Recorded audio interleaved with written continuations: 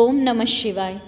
ಭಾರತ್ ಮಾತಾ Shivashakti avatar ಸತ್ಯ ಗೀತಾ ಮುರಳಿ. ಓಂ. ಪಿತಾಶ್ರೀ ಶಿವತಂದೆಯ ನೆನಪಿದೆಯೇ?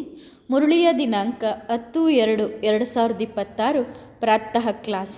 Revise course 23/9/1968. ಓಂ ನಮಃ ಶಿವಾಯ. ರಮತಾ ಯೋಗಿ ಮಕ್ಕಳೇ, ತಂದೆಯ ವಿನಃ ಈ 84 ಜನ್ಮಗಳ ಚಕ್ರವನ್ನು ಯಾರೂ ತಿಳಿಸಲು ಸಾಧ್ಯವಿಲ್ಲ. ಆದರೆ ಜ್ಞಾನ ಅಂತೂ ಸಾಮಾನ್ಯ ಮಾತಾಗಿದೆ. ಬಾಕಿ ನೆನಪಿನ ಯಾತ್ರೆಯೇ ಮುಖ್ಯವಾಗಿದೆ. ಕೊನೆಯಲ್ಲಿ ಒಬ್ಬ ತಂದೆಯ ವಿನಃ ಬೇರೆ ಯಾರೂ ನೆನಪಿಗೆ ಬರಬಾರದು. ಬಲೆ ಮಾಯೆ ವಿರೋಧ ಮಾಡುತ್ತದೆ. ಆದರೆ ಮುಖ್ಯ ವಿಷಯವೇ ನೆನಪು ಮಾಡುವುದಾಗಿದೆ. ನಡೆಯುತ್ತಾ ತಿರುಗಾಡುತ್ತಾ ಕೆಲಸ ಕಾರ್ಯ ಮಾಡುತ್ತಾ ತಂದೆಯನ್ನು ನೆನಪು ಮಾಡುತ್ತೀರಿ. ಓಂ ನಮಃ ಶಿವಾಯ. ಆತ್ಮಿಕ ಮಕ್ಕಳಿಗೆ ಆತ್ಮಿಕ ತಂದೆ ತಿಳಿಸುತ್ತಿದ್ದಾರೆ. ಈ 84 ಜನ್ಮಗಳ ಚಕ್ರದ ಜ್ಞಾನವೇನು ತಿಳಿಸಲಾಗುತ್ತಿದೆಯೋ ಇದು ಒಂದು ಜ್ಞಾನ ಆಗಿದೆ. ಜ್ಞಾನ ಅಂತೂ ನೀವು ಮಕ್ಕಳು ಜನ್ಮ ಜನ್ಮಾಂತರಗಳಿಂದ ಓದಿದ್ದೀರಿ ಮತ್ತು ಧಾರಣೆ ಮಾಡಿಕೊಳ್ಳುತ್ತಾ ಬಂದಿದ್ದೀರಿ. ಅದು ತುಂಬ ಸಹಜವಾಗಿದೆ. ಇದೇನು ಹೊಸ ಮಾತಲ್ಲ. ತಂದೆ ಕುಳಿತು ತಿಳಿಸುತ್ತಾರೆ, ನೀವು 84 ಜನ್ಮಗಳ ಪಾತ್ರವನ್ನು ಹೇಗೆ ಅಭಿನಯಿಸಿದ್ದೀರಿ. ಸತ್ಯಯುಗದಿಂದ ಹಿಡಿದು ಕಲಿಯುಗದ ಅಂತ್ಯದವರೆಗೆ ನೀವು ಎಷ್ಟು ಪುನರ್ಜನ್ಮಗಳನ್ನು ತೆಗೆದುಕೊಂಡಿದ್ದೀರಿ. ಈ ಜ್ಞಾನ ಸಹಜ ರೀತಿಯಲ್ಲಿ ಬುದ್ಧಿಯಲ್ಲಿದೆ. ಇದು ಸಹ ಒಂದು ಶಿಕ್ಷಣ ಆಗಿದೆ. ರಚನೆಯ ಆದಿ ಮಧ್ಯ ಅಂತ್ಯವನ್ನು ತಿಳಿದುಕೊಳ್ಳುವುದು, ಅದನ್ನು ತಂದೆಯ ವಿನಃ ಬೇರೆ ಯಾರೂ ತಿಳಿಸಲು ಸಾಧ್ಯವಿಲ್ಲ. ತಂದೆಯೇ ತಿಳಿಸುತ್ತಾರೆ. ಇದನ್ನು ಈಗ ತಂದೆಯ ಮೂಲಕ ತಿಳಿದುಕೊಂಡಿದ್ದೀರಿ. ಅಂದರೆ ನಾವು 84 ಜನ್ಮಗಳ ಚಕ್ರವನ್ನು ಹೇಗೆ ಸುತ್ತಿ ಬಂದಿದ್ದೇವೆ ಎಂದು ತಿಳಿದುಕೊಂಡಿದ್ದೀರಿ. ತಂದೆ ಹೇಳುತ್ತಾರೆ, ಈ ಜ್ಞಾನಕ್ಕಿಂತಲೂ ಶ್ರೇಷ್ಠವಾದ ಮಾತು ನೆನಪಿನ ಯಾತ್ರೆಯಾಗಿದೆ. ಯಾವುದಕ್ಕೆ ಯೋಗ ಎಂದು ಹೇಳಲಾಗುತ್ತದೆ. ಯೋಗ ಅಕ್ಷರ ತುಂಬ ಪ್ರಸಿದ್ಧವಾಗಿದೆ. ಆದರೆ ಇದು ನೆನಪಿನ ಯಾತ್ರೆಯಾಗಿದೆ. ಹೇಗೆ ಮನುಷ್ಯರು ಯಾತ್ರೆಗಳಿಗೆ ಹೋಗುತ್ತಾರಲ್ಲವೇ, ಅವರು ಹೇಳುತ್ತಾರೆ, ನಾವು ಇಂಥ ತೀರ್ಥಯಾತ್ರೆಗೆ ಹೋಗುತ್ತೇವೆ. ಶ್ರೀನಾಥ ಅಥವಾ ಅಮರನಾಥ ಯಾತ್ರೆಗೆ ಹೋಗುತ್ತಾರೆ. ಅದೂ ಸಹ ನೆನಪಿರುತ್ತದೆ. ಈಗ ನಿಮಗೆ ಗೊತ್ತಿದೆ, ಆತ್ಮಿಕ ತಂದೆಯು ಬಹಳ ದೀರ್ಘವಾದ ನೆನಪನ್ನು ಕಲಿಸುತ್ತಾರೆ. ಅಂದರೆ ನನ್ನನ್ನು ನೆನಪು ಮಾಡಿ ಎಂದು. ಆ ಯಾತ್ರೆಗಳಿಂದ ಪುನಃ ಹಿಂತಿರುಗಿ ಬರುತ್ತಾರೆ. ಇದು ಆ ಯಾತ್ರೆಯಾಗಿದೆ. ಎಂದರೆ ಮುಕ್ತಿಧಾಮಕ್ಕೆ ಹೋಗಿ ನೆಲೆಸುವುದಾಗಿದೆ. ಬಲೆ ನಂತರ ಪಾತ್ರದಲ್ಲಿ ಬರಬೇಕಿದೆ. ಆದರೆ ಈ ಪ್ರಪಂಚದಲ್ಲಿಲ್ಲ. ಈ ಹಳೆಯ ಪ್ರಪಂಚದಿಂದ ನಿಮಗೆ ವೈರಾಗ್ಯವಿದೆ. ಇದು ಚೀಚಿ ರಾವಣನ ರಾಜ್ಯವಾಗಿದೆ ಅಲ್ಲವೇ? ಆದ್ದರಿಂದ ಮುಖ್ಯ ವಿಷಯ ನೆನಪಿನ ಯಾತ್ರೆಯಾಗಿದೆ. ಎಷ್ಟೋ ಮಕ್ಕಳು ಇದನ್ನು ತಿಳಿದುಕೊಂಡಿಲ್ಲ. ಅಂದರೆ ಹೇಗೆ ನೆನಪು ಮಾಡಬೇಕು ಎಂದು ತಿಳಿದುಕೊಂಡಿಲ್ಲ. ಯಾರು ತಿಳಿದುಕೊಂಡಿದ್ದಾರೋ ಅವರು ಏಳುತ್ತಾ ಕುಳಿತುಕೊಳ್ಳುತ್ತಾ ನಡೆಯುತ್ತಾ ತಿರುಗಾಡುತ್ತಾ ತಂದೆಯನ್ನು ನೆನಪು ಮಾಡುತ್ತಾರೆ. ಯಾರಾದರೂ ನೆನಪು ಮಾಡುತ್ತಾರೋ ಅಥವಾ ಇಲ್ಲವೋ ಇದು ನೋಡಲು ಯಾವುದೇ ವಸ್ತು ಬರುವುದಿಲ್ಲ. ತಂದೆ ಹೇಳುತ್ತಾರೆ, ತಮ್ಮನ್ನು ಆತ್ಮ ಎಂದು ತಿಳಿದು ತಂದೆಯನ್ನು ನೆನಪು ಮಾಡಿರಿ. ನೋಡುವಂತಹ ವಸ್ತುವೇನಲ್ಲ, ಗೊತ್ತಾಗುವುದೂ ಇಲ್ಲ. ಇವರು ಈ ಸ್ಥಿತಿಯಲ್ಲಿ ಎಲ್ಲಿಯವರೆಗೆ ಇರಬಲ್ಲರು? ಎಲ್ಲಿಯವರೆಗೆ ನೆನಪಿನ ಯಾತ್ರೆಯಲ್ಲಿ ಕಾಯಂ ಆಗಿ ಇರುತ್ತಾರೆ ಎಂದು ಸ್ವತಃ ಅವರಿಗೆ ಗೊತ್ತು. ಯುಕ್ತಿಯಂತೂ ಅನೇಕರಿಗೆ ತಿಳಿಸುತ್ತಿರುತ್ತಾರೆ. ಕಲ್ಯಾಣಕಾರಿ ತಂದೆ ತಿಳಿಸಿದ್ದಾರೆ, ತಮ್ಮನ್ನು ಆತ್ಮ ಎಂದು ತಿಳಿದು ಶಿವಬಾಬನನ್ನು ನೆನಪು ಮಾಡಿ. ಬಲೆ ತಮ್ಮ ಸೇವೆಯನ್ನೂ ಸಹ ಮಾಡುತ್ತೀರಿ. ಉದಾಹರಣೆಗೆ ಈ ಜಗರಾಮ್ ಪಹರೆಯಲ್ಲಿದ್ದಾರೆ. ಅಂದರೆ ಸೆಕ್ಯೂರಿಟಿ ಡ್ಯೂಟಿ ಮಾಡುತ್ತಿದ್ದಾರೆ. ಅವರು ಎಲ್ಲ ಕಡೆಯೂ ಸುತ್ತು ಹಾಕುತ್ತಿರುತ್ತಾರೆ. ಇವರಿಗೆ ನೆನಪಿನಲ್ಲಿರುವುದು ತುಂಬ ಸಹಜವಾಗಿದೆ. ತಂದೆಯ ನೆನಪಿನ ವಿನಃ ಬೇರೇನೂ ನೆನಪು ಬರಬಾರದು. ಬಾಬಾ ಉದಾಹರಣೆ ಕೊಟ್ಟು ಹೇಳುತ್ತಾರೆ, ಆ ನೆನಪಿನ ಯಾತ್ರೆಯಲ್ಲಿಯೇ ಹೋಗಿಬಿಡಿ. ಹೇಗೆ ಫಾದ್ರಿಗಳು ಹೋಗುತ್ತಾರೆ, ಎಷ್ಟು ಸೈಲೆನ್ಸ್ನಲ್ಲಿ ಹೋಗುತ್ತಾರೆ. ಹಾಗೆಯೇ ನೀವು ಮಕ್ಕಳೂ ಸಹ ತುಂಬ ಪ್ರೀತಿಯಿಂದ ತಂದೆಯನ್ನು ಮತ್ತು ಮನೆಯನ್ನು ನೆನಪು ಮಾಡಬೇಕು. ಈ ಗುರಿ ತುಂಬ ದೊಡ್ಡದಾಗಿದೆ. ಭಕ್ತ ಜನರೂ ಸಹ ಇದೇ ಪುರುಷಾರ್ಥ ಮಾಡುತ್ತಿರುತ್ತಾರೆ. ಆದರೆ ಅವರಿಗೆ ಇದು ಗೊತ್ತಿಲ್ಲ. ಅಂದರೆ ನಾವು ವಾಪಸ್ ಹೋಗಬೇಕು ಎನ್ನುವುದು ಗೊತ್ತಿಲ್ಲ. ಅವರು ತಿಳಿದುಕೊಳ್ಳುತ್ತಾರೆ, ಯಾವಾಗ ಕಲಿಯುಗ ಪೂರ್ಣವಾಗುವುದೋ ಆಗ ಹೋಗುತ್ತೇವೆ ಎಂದು. ಅವರಿಗೆ ಹೀಗೆ ಕಲಿಸುವವರು ಯಾರೂ ಇಲ್ಲ. ನೀವು ಮಕ್ಕಳಿಗೆ ಕಲಿಸಲಾಗುತ್ತದೆ. ಹೇಗೆ ಕಾವಲು ಕಾಯುತ್ತಾ ಇರುತ್ತೀರೋ ಆಗ ಏಕಾಂತದಲ್ಲಿ ಎಷ್ಟು ತಂದೆಯನ್ನು ನೆನಪು ಮಾಡುತ್ತೀರೋ ಅಷ್ಟು ಒಳ್ಳೆಯದು. ನೆನಪಿನಿಂದಲೇ ಪಾಪಗಳು ಕತ್ತರಿಸುತ್ತವೆ. ಜನ್ಮ ಜನ್ಮಾಂತರಗಳ ಪಾಪ ತಲೆಯ ಮೇಲಿದೆಯಲ್ಲವೇ? ಯಾರು ಮೊದಲು ಸತೋಪ್ರಧಾನ ಆಗುತ್ತಾರೋ ರಾವಣನ ರಾಜ್ಯದಲ್ಲಿಯೂ ಸಹ ಮೊದಲು ಅವರೇ ಹೋಗುತ್ತಾರೆ. ಆದ್ದರಿಂದ ಅವರೇ ಪುನಃ ಎಲ್ಲರಿಗಿಂತ ಜಾಸ್ತಿ ನೆನಪಿನ ಯಾತ್ರೆಯಲ್ಲಿ ಇರಬೇಕು. ಕಲ್ಪಕಲ್ಪದ ಮಾತಾಗಿದೆ ಅಲ್ಲವೇ? ಆದ್ದರಿಂದ ಇವರಿಗೆ ನೆನಪಿನ ಯಾತ್ರೆಯಲ್ಲಿರಲು ತುಂಬ ಒಳ್ಳೆಯ ಅವಕಾಶವಿದೆ. ಇಲ್ಲಿ ಜಗಳವಾಡುವ ಮಾತೇ ಇಲ್ಲ. ಬರುತ್ತಾ ಹೋಗುತ್ತಾ ಅಥವಾ ಕುಳಿತು ಒಂದೇ ಏಟಿಗೆ ಎರಡೂ ಕಾರ್ಯ ಮಾಡಬಹುದು. ಅಂದರೆ ಕಾವಲು ಕಾಯುವ ಕಾರ್ಯವೂ ಮಾಡಬಹುದು, ಶಿವಬಾಬನನ್ನು ನೆನಪು ಮಾಡಬಹುದು. ಕರ್ಮ ಮಾಡುತ್ತಾ ತಂದೆಯನ್ನು ನೆನಪು ಮಾಡುತ್ತೀರಿ. ಕಾವಲು ಕಾಯುವವರಿಗೆ ಎಲ್ಲರಿಗಿಂತ ಜಾಸ್ತಿ ಲಾಭವಿದೆ. ಹಗಲಿರಲಿ ರಾತ್ರಿ ಇರಲಿ, ಯಾರು ಕಾವಲು ಕಾಯುತ್ತಾರೋ ಅವರಿಗೆ ತುಂಬ ಲಾಭವಿದೆ. ಒಂದು ವೇಳೆ ನೆನಪಿನಲ್ಲಿರುವ ಈ ಅಭ್ಯಾಸ ಆಗಿಬಿಟ್ಟರೆ ತಂದೆ ಈ ಸೇವೆಯು ತುಂಬ ಒಳ್ಳೆಯದು ಕೊಟ್ಟಿದ್ದಾರೆ ಎಂದು ಅವರು ಹೇಳುತ್ತಾರೆ. ಕಾವಲು ಕಾಯುವುದು ಮತ್ತು ನೆನಪಿನ ಯಾತ್ರೆ. ತಂದೆಯ ನೆನಪಿನಲ್ಲಿರಲು ಇದೂ ಸಹ ಒಳ್ಳೆಯ ಅವಕಾಶ ಸಿಗುತ್ತದೆ. ನೆನಪಿನ ಯಾತ್ರೆಯಲ್ಲಿರಲು ಭಿನ್ನ ಭಿನ್ನ ಯುಕ್ತಿಗಳನ್ನು ತಿಳಿಸಲಾಗುತ್ತದೆ. ಇಲ್ಲಿ ನೀವು ಎಷ್ಟು ನೆನಪಿನ ಯಾತ್ರೆಯಲ್ಲಿ ಇರಬಲ್ಲಿರೋ ಅಷ್ಟು ಹೊರಗಡೆ ವ್ಯಾಪಾರ ಇತ್ಯಾದಿಗಳಲ್ಲಿ ನೆನಪಿನಲ್ಲಿ ಇರಲು ಸಾಧ್ಯವಿಲ್ಲ. ಆದ್ದರಿಂದ ಮಧುಬನಕ್ಕೆ ರಿಫ್ರೆಶ್ ಆಗಲು ಬರುತ್ತಾರೆ. ಏಕಾಂತದಲ್ಲಿ ಹೋಗಿ ಒಂದು ಬೆಟ್ಟದ ಮೇಲೆ ಕುಳಿತು ನೆನಪಿನ ಯಾತ್ರೆಯಲ್ಲಿರಿ. ನಂತರ ಒಬ್ಬರು ಹೋಗಲಿ ಅಥವಾ ಇಬ್ಬರು ಮೂವರು ಹೋಗಲಿ, ಅಂದರೆ ಬೆಟ್ಟದ ಮೇಲೆ ಕೂತ್ಕೊಂಡು ನೆನಪು ಮಾಡಲಿಕ್ಕೆ 3 ಜನ ಆದರೂ ಒಟ್ಟಿಗೆ ಹೋಗಿ. ಇಲ್ಲಿ ಅವಕಾಶ ತುಂಬ ಚೆನ್ನಾಗಿದೆ. ತಂದೆಯ ನೆನಪು ಇದೇ ಮುಖ್ಯವಾಗಿದೆ. ಭಾರತದ ಪ್ರಾಚೀನ ಯೋಗ ತುಂಬ ಪ್ರಸಿದ್ಧವೂ ಆಗಿದೆ. ಈಗ ನಿಮಗೆ ಗೊತ್ತಿದೆ, ಈ ನೆನಪಿನಿಂದ ಪಾಪಗಳು ಕತ್ತರಿಸುತ್ತವೆ. ನಾವು ಸತೋಪ್ರಧಾನರಾಗುತ್ತೇವೆ. ಆದ್ದರಿಂದ ಇದರಲ್ಲಿ ಪುರುಷಾರ್ಥವೂ ಸಹ ಚೆನ್ನಾಗಿ ಮಾಡಬೇಕು. ಕೆಲಸ ಮಾಡುತ್ತಾ ತಂದೆಯನ್ನು ನೆನಪು ಮಾಡಿ ತೋರಿಸುವುದರಲ್ಲಿಯೇ ಬಹದ್ದೂರಿತನವಿದೆ. ಕರ್ಮವನ್ನು ಮಾಡಲೇಬೇಕು.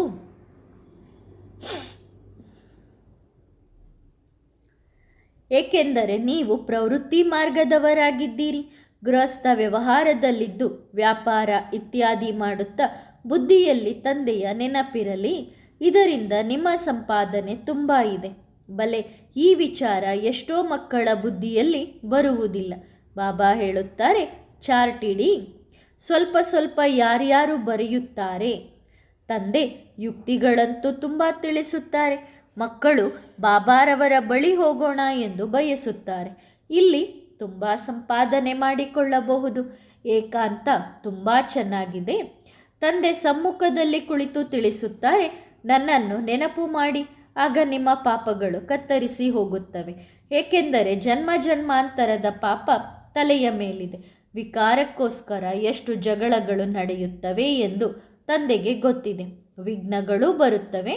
ಮಕ್ಕಳು ಹೇಳುತ್ತಾರೆ, ಬಾಬಾ ನಮಗೆ ಪವಿತ್ರವಾಗಿರಲು ಬಿಡುವುದಿಲ್ಲ.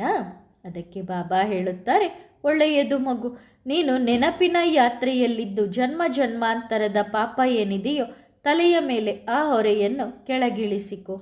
ಮನೆಯಲ್ಲಿಯೇ ಕುಳಿತು ಶಿವಬಾಬನನ್ನು ನೆನಪು ಮಾಡುತ್ತಿರು. ನೆನಪು ಎಲ್ಲಿದ್ದರೂ ಮಾಡಬಹುದು. ಎಲ್ಲಿದ್ದರೂ ಈ ತಮ್ಮ ಅಭ್ಯಾಸ ಮಾಡಬೇಕು. ಯಾರೇ ಬರಲಿ ಅವರಿಗೆ ತಂದೆಯ ಸಂದೇಶ ಕೊಡಿ. ತಂದೆ ಹೇಳುತ್ತಾರೆ, ತಮ್ಮನ್ನು ಆತ್ಮ ಎಂದು ತಿಳಿದು ತಂದೆಯನ್ನು ನೆನಪು ಮಾಡಿರಿ. ಇದಕ್ಕೆ ಯೋಗ ಬಲ ಎಂದು ಹೇಳಲಾಗುತ್ತದೆ. ಬಲ ಎಂದರೆ ತಾಕತ್ತು, ಶಕ್ತಿ. ತಂದೆಗೆ ಸರ್ವಶಕ್ತಿವಂತ ಎಂದು ಹೇಳಲಾಗುತ್ತದೆ. ಹಾಗಾದರೆ ಆ ಶಕ್ತಿ ತಂದೆಯಿಂದ ಹೇಗೆ ಸಿಗುತ್ತದೆ? ತಂದೆ ಸ್ವತಃ ಹೇಳುತ್ತಾರೆ, ನನ್ನನ್ನು ನೆನಪು ಮಾಡಿರಿ. ನೀವು ಕೆಳಗೆ ಇಳಿಯುತ್ತಾ ಇಳಿಯುತ್ತಾ ತಮೋಪ್ರಧಾನರಾಗಿ ಬಿಟ್ಟಿದ್ದೀರಿ. ಆ ಶಕ್ತಿ ಸಂಪೂರ್ಣ ಖಾಲಿಯಾಗಿದೆ. ಯಾವ ಪೈಸೆಯೂ ಉಳಿದಿಲ್ಲ. ಅಂದರೆ ಆತ್ಮದೊಳಗೆ ಒಂದು ಪೈಸೆಯ ಶಕ್ತಿಯೂ ಉಳಿದಿಲ್ಲ. ಈ ಮಾತುಗಳನ್ನು ಪ್ರಪಂಚದ ಮನುಷ್ಯರು ಅವಶ್ಯವಾಗಿ ತಿಳಿದುಕೊಳ್ಳುವುದಿಲ್ಲ. ನಿಮ್ಮಲ್ಲಿ ಯಾರಾದರೂ ಇದ್ದರೆ ಯಾರು ಚೆನ್ನಾಗಿ ತಿಳಿದುಕೊಂಡಿದ್ದಾರೆ, ತಂದೆಯನ್ನು ನೆನಪು ಮಾಡುತ್ತಾರೆ, ತಮ್ಮ ಮನಸ್ಸನ್ನು ಕೇಳಿಕೊಳ್ಳಬೇಕು, ನಮ್ಮ ಚಾರ್ಟ್ ಹೇಗಿರುತ್ತದೆ ಎಂದು. ತಂದೆಯು ಎಲ್ಲ ಮಕ್ಕಳಿಗೂ ಹೇಳುತ್ತಾರೆ, ನೆನಪಿನ ಯಾತ್ರೆ ಮುಖ್ಯವಾಗಿದೆ. ನೆನಪಿನಿಂದಲೇ ನಿಮ್ಮ ಪಾಪಗಳು ಕತ್ತರಿಸುತ್ತವೆ.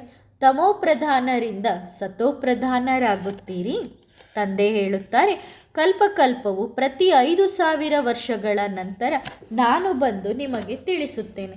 ಬಲೆ ಎಲ್ಲೇ ಇರಿ, ವಿದೇಶದಲ್ಲಿ ಒಂಟಿಯಾಗಿದ್ದರೂ, ಏಕೆಂದರೆ ಜೋಡಿಯಾಗಿದ್ದರೆ ಒಬ್ಬರಿಗೊಬ್ಬರು ಎಚ್ಚರಿಸುತ್ತಾರೆ. ಬಲೆ ಯಾರೂ ಎಚ್ಚರಿಸುವವರು ಇಲ್ಲದಿದ್ದರೂ ತಂದೆಯನ್ನು ನೆನಪು ಮಾಡಬಹುದು ಅಲ್ಲವೇ? ಮದುವೆಯಾಗಿದೆ ಎಂದು ತಿಳಿದುಕೊಳ್ಳಿರಿ. ಪತ್ನಿ ಬೇರೆ ಕಡೆ ಇದ್ದರೆ ಅವರಿಗೂ ಸಹ ಪತ್ರ ಬರೆಯಬಹುದು. ನೀವು ಕೇವಲ ಒಂದು ಮಾತನ್ನು ನೆನಪಿನಲ್ಲಿಟ್ಟುಕೊಳ್ಳಿ, ತಮ್ಮನ್ನು ಆತ್ಮ ಎಂದು ತಿಳಿದು ತಂದೆಯನ್ನು ನೆನಪು ಮಾಡಿರಿ. ಆಗ ನಿಮ್ಮ ಜನ್ಮ ಜನ್ಮಾಂತರದ ಪಾಪಗಳು ಭಸ್ಮವಾಗುತ್ತವೆ. ಈಗ ಈ 84 ಜನ್ಮಗಳ ಚಕ್ರ ಪೂರ್ಣವಾಗುತ್ತದೆ. ಈ ಹಳೆಯ ಪತಿತ ಪ್ರಪಂಚದ ವಿನಾಶ ಎದುರಿಗೆ ನಿಂತಿದೆ. ಬಾಬಾ ಯುಕ್ತಿಗಳನ್ನು ತುಂಬ ತಿಳಿಸುತ್ತಿರುತ್ತಾರೆ. ನಂತರ ಯಾರಾದರೂ ಮಾಡಲಿ ಬಿಡಲಿ ಅವರ ಇಷ್ಟ. ಮಕ್ಕಳು ಖಂಡಿತ ತಿಳಿದುಕೊಳ್ಳುತ್ತಿರಬಹುದು. ಬಾಬಾ ತುಂಬ ಒಳ್ಳೆಯ ಸಲಹೆಯನ್ನು ಕೊಡುತ್ತಾರೆ. ನಮ್ಮ ಕೆಲಸವಾಗಿದೆ ಮಿತ್ರ ಸಂಬಂಧಿಗಳು ಇತ್ಯಾದಿ ಯಾರೇ ಸಿಗಲಿ ಎಲ್ಲರಿಗೂ ಈ ಸಂದೇಶ ಕೊಡುವುದು. ಸ್ನೇಹಿತರಾಗಿರಲಿ ಅಥವಾ ಯಾರೇ ಆಗಿರಲಿ, ಸೇವೆ ಮಾಡುವ ಅಭ್ಯಾಸವಿರಬೇಕು. ನಿಮ್ಮ ಬಳಿ ಚಿತ್ರ ಅಂತೂ ಇದೆ, ಬ್ಯಾಡ್ಜ್ ಕೂಡ ಇದೆ. ಬ್ಯಾಡ್ಜ್ ತುಂಬ ಒಳ್ಳೆಯ ವಸ್ತುವಾಗಿದೆ. ಈ ಬ್ಯಾಡ್ಜ್ ಯಾರನ್ನಾದರೂ ಲಕ್ಷ್ಮೀನಾರಾಯಣರನ್ನಾಗಿ ಮಾಡಬಲ್ಲದು. ಕೇವಲ ನೀವು ತಿಳಿಸಬೇಕಿದೆ, ಇದು ತ್ರಿಮೂರ್ತಿಯ ಚಿತ್ರವಾಗಿದೆ. ಇವರ ಮೇಲೆ ಶಿವಬಾಬಾ ಇದ್ದಾರೆ. ಅಂದರೆ ತ್ರಿಮೂರ್ತಿಗಳಿಗಿಂತಲೂ ಮೇಲೆ ಶಿವಬಾಬಾ ಇದ್ದಾರೆ. ಅವರು ತ್ರಿಮೂರ್ತಿ ಚಿತ್ರ ಮಾಡುತ್ತಾರೆ. ಮೇಲೆ ಶಿವನನ್ನು ತೋರಿಸುವುದಿಲ್ಲ. ಶಿವನನ್ನು ತಿಳಿಯದೇ ಇರುವ ಕಾರಣ ಭಾರತದ ಹಡಗು ಮುಳುಗಿ ಹೋಗಿದೆ. ಈಗ ನೀವು ತಿಳಿಸುತ್ತೀರಿ.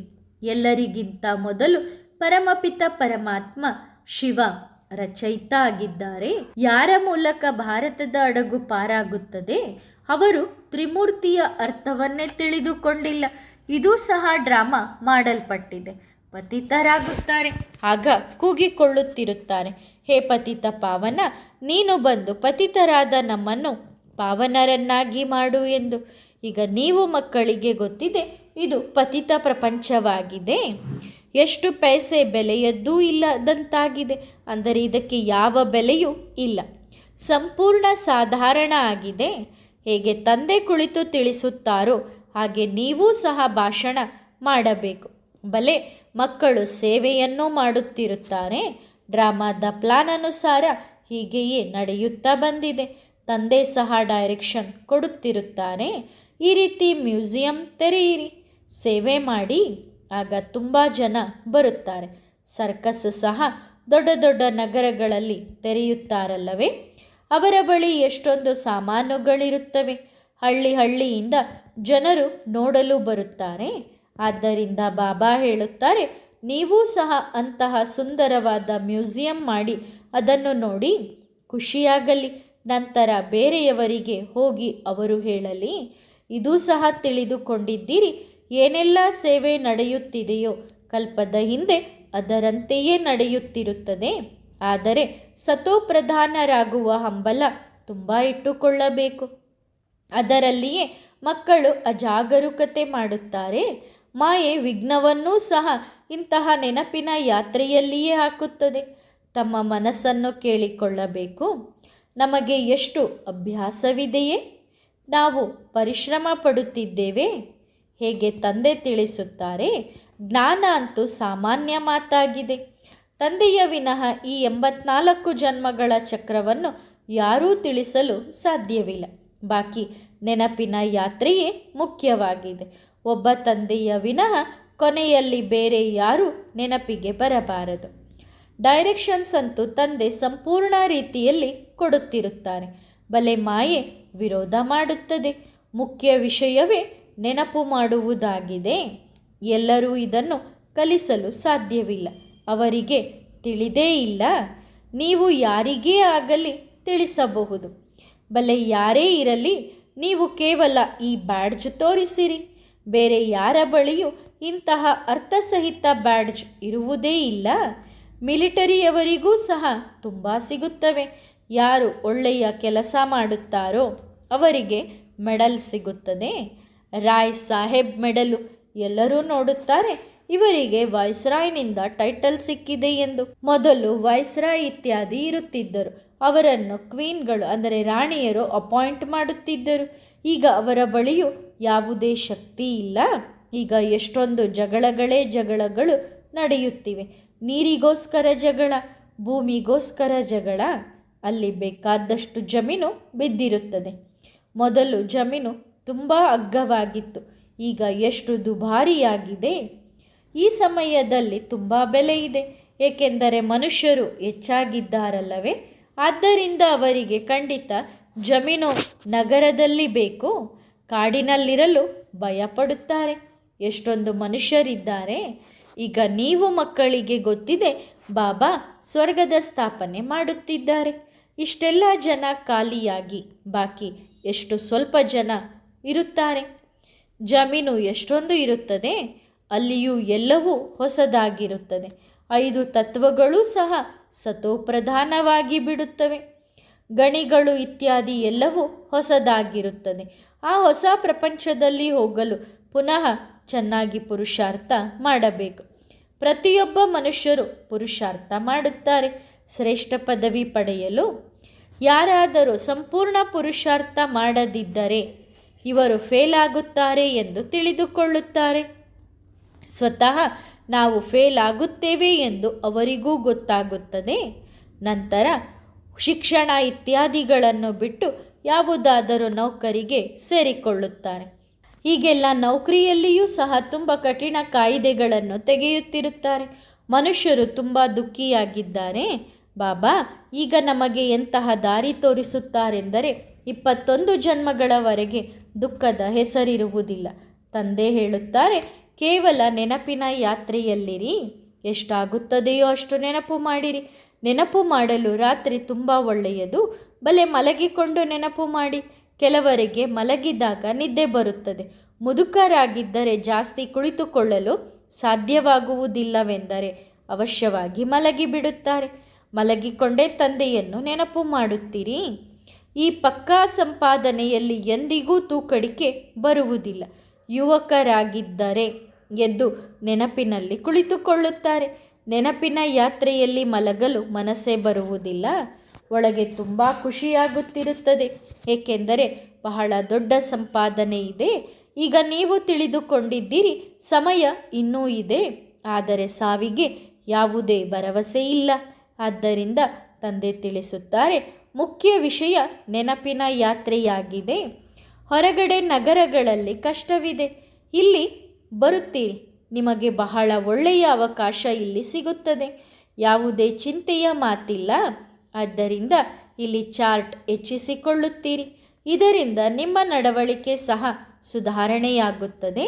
ಆದರೆ ಮಾಯೆ ಕೂಡ ತುಂಬ ಪ್ರಬಲವಾಗಿದೆ. ಮನೆಯಲ್ಲಿರುವವರಿಗೆ ಅಷ್ಟು ಬೆಲೆ ಇರುವುದಿಲ್ಲ. ಆದರೂ ಸಹ ಈ ಸಮಯದಲ್ಲಿ ಅಣ್ಣಂದಿರ ರಿಸಲ್ಟ್ ತುಂಬ ಚೆನ್ನಾಗಿದೆ. ಎಷ್ಟೋ ಅಕ್ಕಂದಿರು ಬಾಬನಿಗೆ ಪತ್ರ ಬರೆಯುತ್ತಾರೆ. ಮದುವೆಗೋಸ್ಕರ ತುಂಬ ತೊಂದರೆ ಕೊಡುತ್ತಾರೆ. ಏನು ಮಾಡಲಿ ಎಂದು ಕೇಳುತ್ತಾರೆ. ಯಾರು ಗಟ್ಟಿ ಸೂಕ್ಷ್ಮ ಬುದ್ಧಿಯುಳ್ಳಂತಹ ಮಕ್ಕಳಾಗಿರುತ್ತಾರೋ ಅವರು ಎಂದಿಗೂ ಹೀಗೆ ಪತ್ರ ಬರೆಯುವುದಿಲ್ಲ. ಬರೆಯುತ್ತಾರೆಂದರೆ ಬಾಬಾ ತಿಳಿದುಕೊಳ್ಳುತ್ತಾರೆ, ಇವರು ಕುರಿ ಮೇಕೆಯಾಗಿದ್ದಾರೆ. ತಮ್ಮ ಜೀವನವನ್ನು ಉಳಿಸಿಕೊಳ್ಳುವುದು ತಮ್ಮ ಕೈಯಲ್ಲಿದೆ. ಆ ಪ್ರಪಂಚದಲ್ಲಿಯೂ ಅನೇಕ ಪ್ರಕಾರದ ದುಃಖಗಳಿವೆ. ಈಗ ತಂದೆಯು ತುಂಬ ಸಹಜವಾಗಿ ತಿಳಿಸುತ್ತಾರೆ, ತಮ್ಮನ್ನು ಆತ್ಮ ಎಂದು ತಿಳಿದು ತಂದೆಯನ್ನು ನೆನಪು ಮಾಡಿ. ಈ ಬ್ಯಾಡ್ಜ್ ಅಂತೂ ಸದಾ ಹಾಕಿರಲಿ. ಯಾರಿಗೇ ಆಗಲಿ ಅವರಿಗೆ ತಿಳಿಸಿ, ಶಿವಬಾಬಾ ಬ್ರಹ್ಮನ ಮೂಲಕ ಈ ಸ್ಥಾಪನೆ ಮಾಡುತ್ತಿದ್ದಾರೆ. ಎಷ್ಟು ಸಹಜ ಮಾತಾಗಿದೆ. ನೀವು ಮಕ್ಕಳು ಮಹಾನ್ ಭಾಗ್ಯಶಾಲಿಗಳಾಗಿದ್ದೀರಿ. ಯಾರು ಬಂದು ಸಾಹೇಬ್ ಜಾದೆಯರಾಗಿದ್ದೀರಿ, ಅಂದರೆ ರಾಜಕುಮಾರಿಯರಾಗಿದ್ದೀರಿ.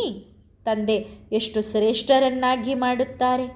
ತಂದೆ ಹೇಳುತ್ತಾರೆ, ನೀವು ನನಗೆ ಎಷ್ಟೊಂದು ನಿಂದನೆಗಳನ್ನು ಮಾಡಿದ್ದೀರಿ, ಅದು ಸಹ ಹಸಿ ನಿಂದನೆಗಳು. ಏನು ಮಾಡಿದ್ದೇವೆ ಎಂದು ತಿಳಿದುಕೊಳ್ಳುವುದೇ ಇಲ್ಲ, ನನಗೆ ಅಪಾರ ನಿಂದನೆಗಳನ್ನು ಕೊಡುತ್ತಾರೆ. ಎಷ್ಟು ತಮೋಪ್ರಧಾನರಾಗಿದ್ದಾರೆಂದರೆ ಆ ಮಾತೇ ಕೇಳಬೇಡಿ. ಇದಕ್ಕಿಂತ ಜಾಸ್ತಿ ಇನ್ನೇನು ಸಹಿಸಿಕೊಳ್ಳುತ್ತಾರೆ? ಹೇಳುತ್ತಾರಲ್ಲವೇ, ಜಾಸ್ತಿ ತೊಂದರೆ ಕೊಟ್ಟರೆ ಅವರನ್ನು ಮುಗಿಸಿಬಿಡುತ್ತೇವೆ ಎಂದು. ಆದ್ದರಿಂದ ತಂದೆ ತಿಳಿಸುತ್ತಾರೆ, ಶಾಸ್ತ್ರಗಳಲ್ಲಿ ಕಥೆಗಳನ್ನು ಬರೆದಿದ್ದಾರೆ. ಬಾಬಾ ಬಹಳ ಸಹಜ ಯುಕ್ತಿಗಳನ್ನು ತಿಳಿಸುತ್ತಾರೆ. ಕರ್ಮ ಮಾಡುತ್ತಾ ನನ್ನನ್ನು ನೆನಪು ಮಾಡಿರಿ, ಇದರಲ್ಲಿ ತುಂಬ ಲಾಭವಿದೆ. ಬೆಳಗ್ಗೆ ಎದ್ದು ನೆನಪಿನಲ್ಲಿ ಕುಳಿತುಕೊಳ್ಳಿ, ತುಂಬ ಮಜಾ ಬರುತ್ತದೆ. ಆದರೆ ಅಷ್ಟು ಅಭ್ಯಾಸವಿಲ್ಲ.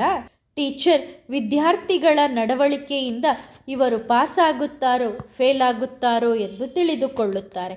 ಅದೇ ರೀತಿ ತಂದೆಗೂ ಅರ್ಥವಾಗುತ್ತದೆ, ಇವರು ಫೇಲ್ ಆಗುತ್ತಾರೆ, ಅದೂ ಸಹ ಕಲ್ಪಾಂತರಕ್ಕೂ.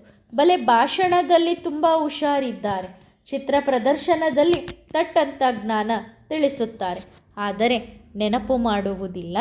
ಆ ನೆನಪಿನಲ್ಲಿಯೇ ಮಕ್ಕಳು ಫೇಲ್ ಆಗುತ್ತಾರೆ. ಅವಮಾನ ತುಂಬ ಮಾಡುತ್ತಾರೆ, ತಮ್ಮದೇ ಮಾಡಿಕೊಳ್ಳುತ್ತಾರೆ. ಶಿವಬಾಬನಿಗೆ ಡಿಸ್ರಿಗಾರ್ಡ್ ಅಂತೂ, ಶಿವಬಾಬನಿಗೆ ಅವಮಾನ ಅಂತೂ ಆಗುವುದಿಲ್ಲ, ತಮ್ಮದೇ ಮಾಡಿಕೊಳ್ಳುತ್ತಾರೆ. ಹೀಗೆ ಯಾರೂ ಹೇಳಲು ಸಾಧ್ಯವಿಲ್ಲ, ಬಾಬಾ ನಮಗೆ ನೆನಪು ಮಾಡಲು ಪುರುಸೊತ್ತಿಲ್ಲ ಎಂದು. ಈ ಮಾತನ್ನು ಬಾಬಾ ಒಪ್ಪುವುದೇ ಇಲ್ಲ. ಸ್ನಾನ ಮಾಡುವಾಗಲೂ ನೆನಪು ಮಾಡಬಹುದು, ಊಟ ಮಾಡುವಾಗಲೂ ತಂದೆಯನ್ನು ನೆನಪು ಮಾಡಿ. ಬಹಳ ಸಂಪಾದನೆ ಇದೆ, ಕೇವಲ ಭಾಷಣದಲ್ಲಿ ಪ್ರಸಿದ್ಧ ಆಗಿದ್ದಾರೆ, ಯೋಗವಿಲ್ಲ. ಆ ಅಹಂಕಾರವೂ ಸಹ ಕೆಳಗೆ ನಿಮ್ಮನ್ನು ಬೀಳಿಸುತ್ತದೆ. ಒಳ್ಳೆಯದು. ಮಧುರಾತಿ ಮಧುರ ಸಿಕ್ಕಿಲ್ಲದೆ ಮಕ್ಕಳಿಗೆ ಆತ್ಮಿಕ ಬಾಪ್ ಮತ್ತು ದಾದಾರವರ ನೆನಪು, ಪ್ರೀತಿ ಹಾಗೂ ಗುಡ್ ಮಾರ್ನಿಂಗ್. ಆತ್ಮಿಕ ಮಕ್ಕಳಿಗೆ ಆತ್ಮಿಕ ತಂದೆಯ ನಮಸ್ತೆ. ಆತ್ಮಿಕ ಮಕ್ಕಳು ಆತ್ಮಿಕ ತಂದೆಗೆ ಮಾಡುವ ನಮಸ್ತೆ ನಮಸ್ತೆ ನಮಸ್ತೆ. ಶುಕ್ರಿಯಾ ಬಾಬಾ, ಧನ್ಯವಾದ. ವರದಾನ: ಫುಲ್ ಕಾಸ್ಟ್ ಬ್ರಾಹ್ಮಣ್ ಭವ. ಸ್ವಯಂ ಪುರುಷಾರ್ಥದಲ್ಲಿ ಮತ್ತು ಸೇವೆಯಲ್ಲಿ ಸದಾ ವೃದ್ಧಿಯಾಗುತ್ತಿರಲಿ. ಅದರ ಸಹಜ ವಿಧಿ ಯಾವುದು? ವೃದ್ಧಿಯ ಸಹಜ ಸಾಧನವಾಗಿದೆ ಅಮೃತ ವೇಳೆಯಿಂದ ಹಿಡಿದು ವಿಧಿಪೂರ್ವಕವಾಗಿ ನಡೆಯುವುದು. ಆಗ ಜೀವನ ವೃದ್ಧಿಯನ್ನು ಪಡೆಯುತ್ತದೆ. ಯಾವಾಗ ವಿಧಿಯಿಂದ ಕಾರ್ಯ ಮಾಡಲಾಗುತ್ತದೆಯೋ ಆಗ ಯಾವುದೇ ಕಾರ್ಯ ಸಫಲವಾಗುವುದು.